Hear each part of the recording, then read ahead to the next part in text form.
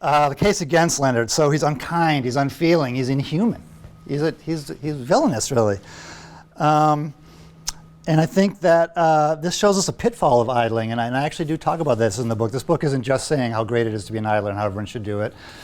It's a tricky situation. That's once you've rejected these kind of mainstream values, that doesn't necessarily mean that so you're defining yourself in a negative way if you're an idler by saying that what you aren't and what you don't agree with, and that a void opens up in front of you. And what happens at that point?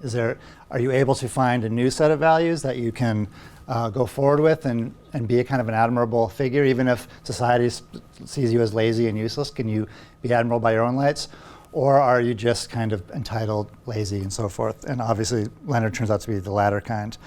And I do think that one of the dangers of idleness, especially of this Edwardian type of idleness, where it was very important to be blasé and detached, and it was very fashionable to show that, to sort of be unsentimental, and he keeps kind of castigating people in his family for being sentimental. That can, if you internalize that, you can be this inhuman figure.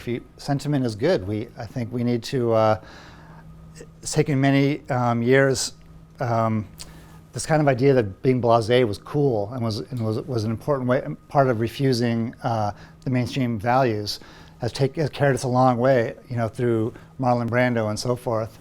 And I think we need to get to the point where we're saying that it's not cool to be that detached, that blasé. And obviously, when you say idler, an idler plus raising a family, idler plus caring for somebody else and supporting yourself and not mooching off of people, it becomes very, very hard to defend the idea that being blasé should have anything to do with it. So I actually, throughout this book, celebrate the passionate idlers, the hot idlers, not the cool idlers, for that reason. So yes, Leonard, what my other points during the article? Yes. So and this brings up a kind of a larger question of, it's very easy so the idler is sort of an anti-capitalist figure, the way I've portrayed him in this book and just now in my speech. And yet it's very easy for capitalism to recuperate that figure and to make that person an entertaining figure, and who's not a threat to capitalism, not a threat to the dominant order. He can just be an entertaining figure. And it's interesting to me how often people tell Leonard he should be on the stage, and how he even sort of considers that yes, that would be kind of a good place for me. And he's acting constantly. He's always putting on these little set pieces for his family, and the melodrama and the wittiness. It's all kind of one act after another. So yes, it's very interesting to me that he's this. We're watching a stage with an actor on it, and it's about somebody who is sort of that seems to be one direction that he might want to go in is being an actor. And I think it is for that reason that would be a way for him to become useful again, but stay how he is. Yes.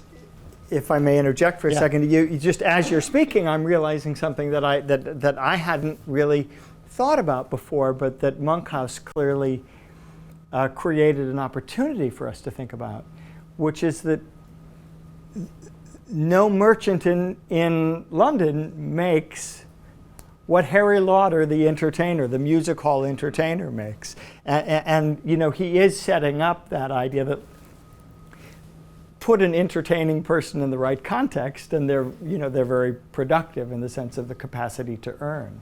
Yeah. And that those Harry Lauder references are not accidental, but I've never quite made the connection until you're speaking, and I think Monkhouse was certainly playing with that idea that Leonard's job, is to be irredeemable enough that we can be sympathetic to Mary leaving. Right. That's there. I think Monkhouse salts in quite a number of occasions where we might feel something for him, but he doesn't give him a final defense because he wants Mary to go. And that's why the play is called Mary Broome and not Leonard Timbrell or something else, more ambiguous. Timbrell says at the end, I'm hesitant to suggest or reluctant to suggest that there should be 2 or more moral standards. But the play actually puts you in the position of adopting that position, because you're sympathetic to Mary, who's left her husband and run away with the milkman to go to Canada, and you have no problem with that whatsoever. But you judge Leonard very harshly. And and so you are applying the 2 or more moral standards that Timbrell, when he says it, feels ludicrous, feels intended to provoke laughter or to make a mockery of him, I think, in a way. And the idea of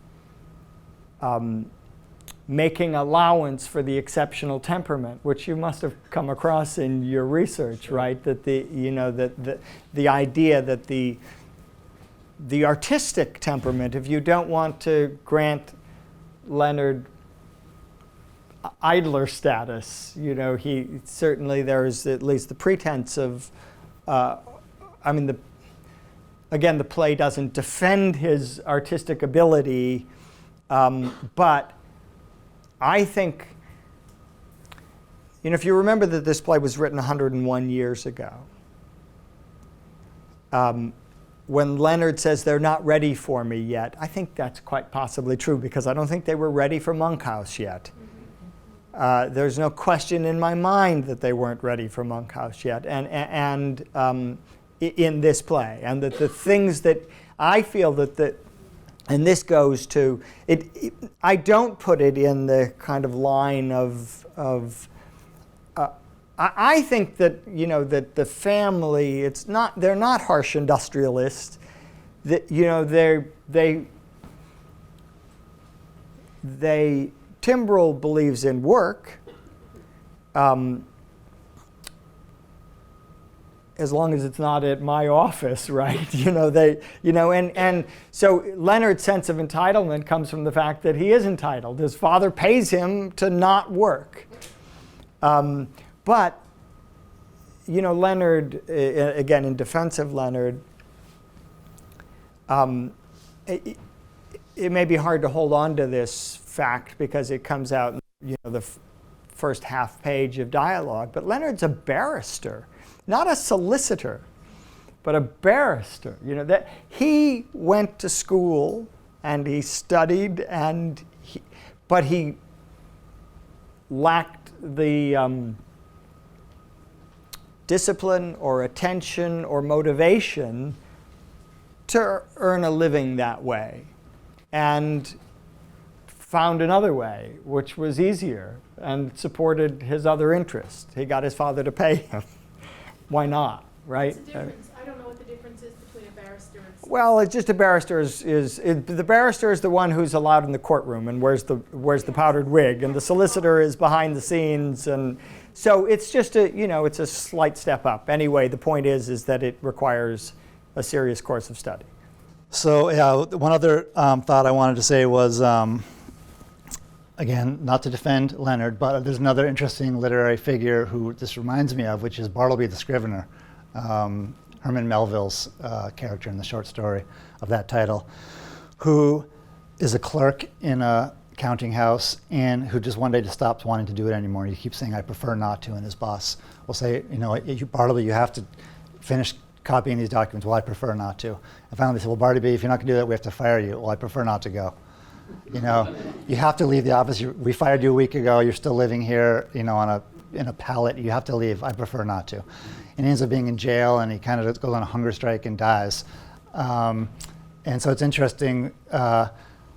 Again, Leonard's a terrible person. He's not. I don't know where Bartleby's coming from, but you sort of get the sense that's what's going to happen to him, right? He can't do anything, and he won't do anything, and he's just going to kind of dwindle, and what little bit of charm and perhaps useful uselessness that he had to his family or to anybody else will go away. So it does feel like a tragic ending for him. And then the third part, I was going to try to bring the two strands together, but it's very hard when it was such an unsympathetic character as Leonard. But I'll give Mary Broome the last word, where she says in that last act, "It can't be right, but it's not so wrong as other things." So I feel that, to me, that feels a little bit like a statement, epitaph for Leonard.